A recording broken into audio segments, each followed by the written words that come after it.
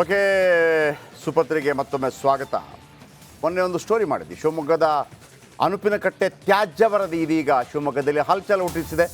ದಿಶಾ ಕಮಿಟಿಯಲ್ಲಿ ನಮ್ಮ ಸೂಪರ್ 3 ವರದಿ ಬಗ್ಗೆ ಚರ್ಚೆ ಆಗಿದೆ. ರಿಪಬ್ಲಿಕನದ ಹೆಸರು ಉಲ್ಲೇಖ ಮಾಡಿ ಕಮಿಟಿ ಪತ್ರ ಬರೆದಿದೆ. ಸಂಸದ ಅಂಡ್ ದಿಶಾ ಕಮಿಟಿ ಅಧ್ಯಕ್ಷ ರಾಘವೇಂದ್ರಗೆ ಲೆಟರ್ ಬರೆದಿದ್ದಾರೆ. ಗುತ್ತಿಗೆದಾರನ ವಿರುದ್ಧ ಕ್ರಮ ಕೈಗೊಳ್ಳುವಂತೆ ಆಗ್ರಹ ಮಾಡಿದ್ದಾರೆ. ನೋಡಿ, ನಮಗೆ ಪಾಪ ಗುತ್ತಿಗೆದಾರನ ಮೇಲೆ ನಮಗೆ ಬೇಸರ ಇಲ್ಲ ರೀ. ಕೆಲಸ ಮಾಡಿದಂದರೆ ಗುತ್ತಿಗೆದಾರನೂ ಬೇಡ, ಕತ್ತಿಗೆದಾರನೂ ಬೇಡ. ನೀವು ಅಷ್ಟೇ, ನಿಮ್ಮ MLA BJPನ ಕಾಂಗ್ರೆಸ್ JDS ನೋಡಬೇಡಿ. ನಿಮ್ಮ ಕೆಲಸ ಮಾಡಿದ್ನ ಓಟ್ ಹಾಕಿ, ಇಲ್ವಾ ಕಳಿಸಿ ಮನೆಗೆ, ಕಳಿಸಿ ಮನೆಗೆ. ಇಲ್ಲ ನಮ್ಮ ಜಾತಿಯವನು ಇಟ್ಕೊಳ್ಳಿ. ಆಗಿದ್ರೆ ಇಂಥದ್ದೆಲ್ಲ ಮಾಡಿಕೊಂಡು ಹಾಳಾಗೋಗಲಿ, ಯಾರು ಬೇಡ ಅಂದರು. ನೋಡಿ, ಇದರಲ್ಲಿ ರಿಪಬ್ಲಿಕ್ ಕನ್ನಡ ಹೆಸರು ಉಲ್ಲೇಖ ಮಾಡಿದ್ದಾರೆ. ರಿಪಬ್ಲಿಕ್ ಕನ್ನಡ ಮಾಡಿದ ತಕ್ಷಣ ನಾನೇನು ಕುಪ್ಪಳಿಸೋದಿಲ್ಲ. ನನಗೆ ಆ ಕೆಲಸ ಆದರೆ ನಾವು ರಿಪಬ್ಲಿಕ್ ಕನ್ನಡ ಮಾಡೋದಕ್ಕೆ ಒಂದು ಸಾರ್ಥಕತೆ ಅಂತಿರುತ್ತೆ. ನಮಗಿಲ್ಲಿ ಹೆಸರು ಬರೋದು ಇಂಪಾರ್ಟೆಂಟ್ ಅಲ್ಲ, ಕೆಲಸ ಆದ ನಂತರ ಕೆಲಸ ಆಗಿದೆ, ಅಲ್ಲಿ ಜನಗಳು ಹೇಳ್ತಾರಲ್ಲ ಥ್ಯಾಂಕ್ ಯು ರಿಪಬ್ಲಿಕ್ ಕನ್ನಡ, ಅದು ಬೇಕಿರೋದು. ನೋಡಿ, ಎಲ್ಲ ಹಾಕಿದ್ದಾರೆ.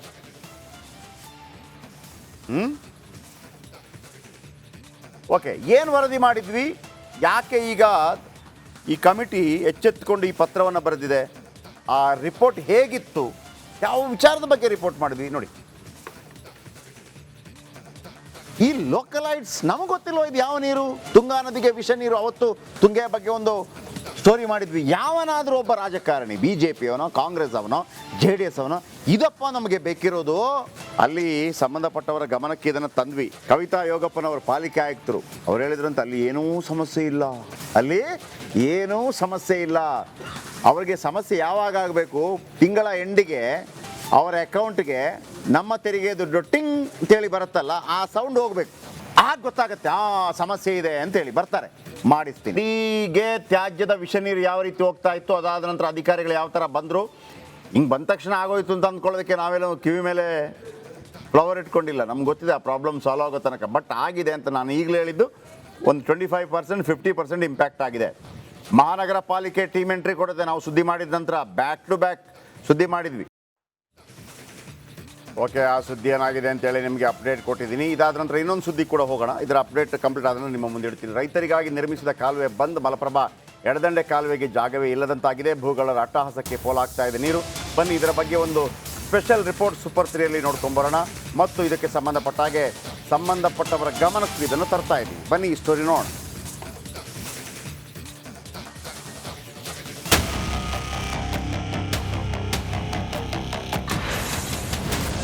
ರೈತರಿಗಾಗಿ ನಿರ್ಮಿಸಿದ ಕಾಲುವೆ ಬಂದ್.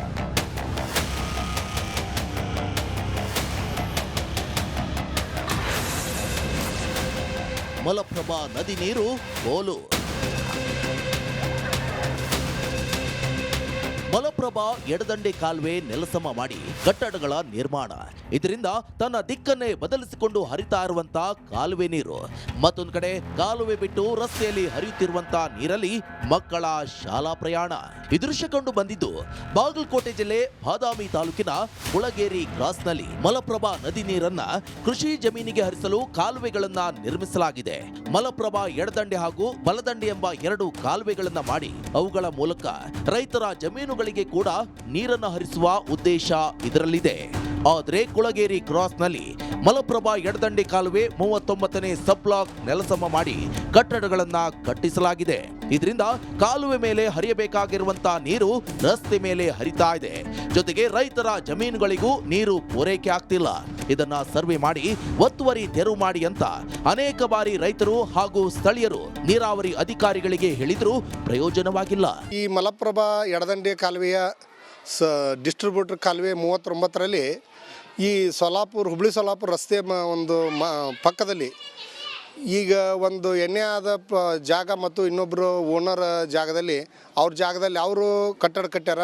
ನಮ್ಮ ಜಾಗದಲ್ಲಿ ನಾವು ಪ್ಲಾಟ್ ಹಿಡಿದು ಕಟ್ಟೀವಿ.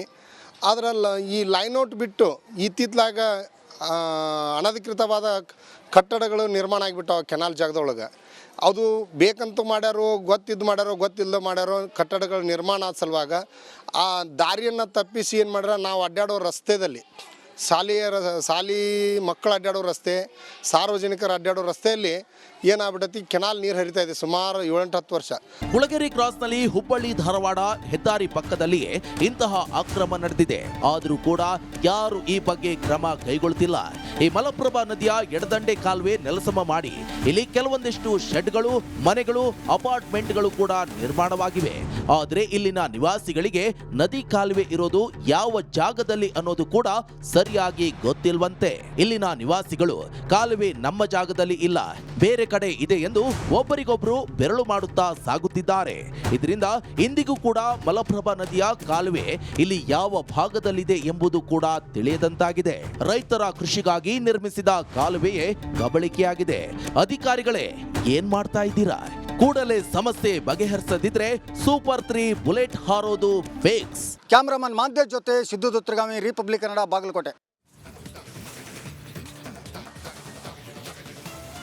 ಅಲ್ಲ, ಅಲ್ಲಿಯ ಜನಗಳೇನು ತಿಂತಾರೆ ಹೊಟ್ಟೆಗೆ ಅಂತ ಅರ್ಥ ಆಗ್ತಾ ಇಲ್ಲ.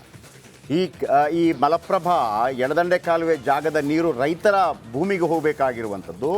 ಆ ಜಾಗವನ್ನೇ ಕಬಳಿಸ್ಬಿಟ್ಟಿದ್ದಾರೆ. ನಾವು ಬ್ಯಾಂಗ್ಳೂರು ಮಾತ್ರ ಅಂದ್ಕೊಂಡ್ವಿ, ದೊಡ್ಡ ದೊಡ್ಡ ಕುಳಗಳು ಅಲ್ಲೂ ಇದೆ, ಬಾಗಲಕೋಟೆ ಕಡೆಯಲ್ಲೂ ಕೂಡ. ಎಲ್ಲಿ ಹರಿಬೇಕು ಅದನ್ನು ಮುಚ್ಚಿಬಿಟ್ಟು ಏನೋ ಬಿಲ್ಡಿಂಗ್ ಕಟ್ಟಿದ್ದಾರೆ. ಈಗ ಅಧಿಕಾರಿಗಳಿಗೆ ಗೊತ್ತಾಗ್ತಾ ಇಲ್ಲ. ಅಧಿಕಾರಿಗಳಿಗೆ ತಲೆಗೆ ತೆಂಗಿನಕಾಯಿ ಬಿದ್ದಂಗಾಗಿದೆ, ಎಲ್ಲಿ ಯಾವ ಕಡೆ ಅಂತ. ತೆಂಗಿನಕಾಯಿ ಇದಲ್ಲ, ತೆಂಗಿನಕಾಯಿ ಇದೇನಂತಾರೆ, ಆ ಗೊಂಚಲೆ ಬಿದ್ದಂಗಾಗಿದೆ. ಅಲ್ಲ, ನೀರು ಹೋಗಬೇಕಾದ ನಾಲೆ ಮಾಡಿರ್ತಾರಲ್ವ, ನಾಲೆಯನ್ನೇ ಯಾರೋ ತಿಂದು ಕಬಳಿಸ್ಬಿಟ್ಟಿದ್ದಾನೆ. ಅವನನ್ನು ಹೆಂಗೆ ಮಾಡಬೇಕು ಅಂತಂದರೆ ಅವನನ್ನು ನಾಲೆ ಒಳಗೆ ಒಂದು ಅರ್ಧ ಗಂಟೆ ಬಂದು ಕೈಕಾಲು ಕಟ್ಟಿ ಕೂರಿಸ್ಬೇಕು ಆ ಕಬಳಿಕೆ ಮಾಡಿದವನು. ಮತ್ತು ಉಳಿದವರು ಏನು ಮಾಡ್ತಾ ಇದ್ದೀರಿ ಇದಕ್ಕೆ ಸಂಬಂಧಪಟ್ಟವರು? ಹಲೋ, ಮಲ್ಲಿಕಾರ್ಜುನ್ ಕೊಳಗೇರಿ AEE, ನಿಮ್ಗೆ ಯಾಕ್ರಿ ಸಂಬಳ? ಮಲ್ಲಿಕಾರ್ಜುನ್ ಕೊಳಗೇರಿ ಇದರ ಬಗ್ಗೆ ಗಮನ ಹರಿಸಿ.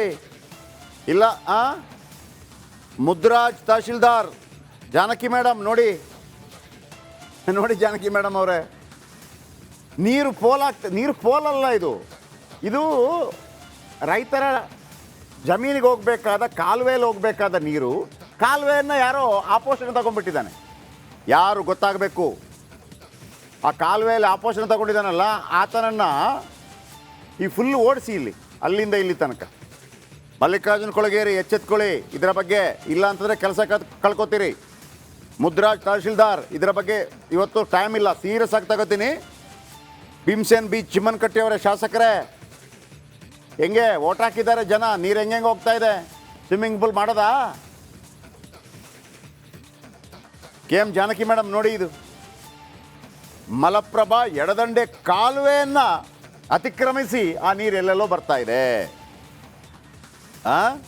ಮಲಪ್ರಭಾ ನದಿಯನ್ನು ಕೃಷಿಗೆ ಹರಿಸಲು ಕಾಲುವೆ ನಿರ್ಮಿಸಲಾಗಿದೆ.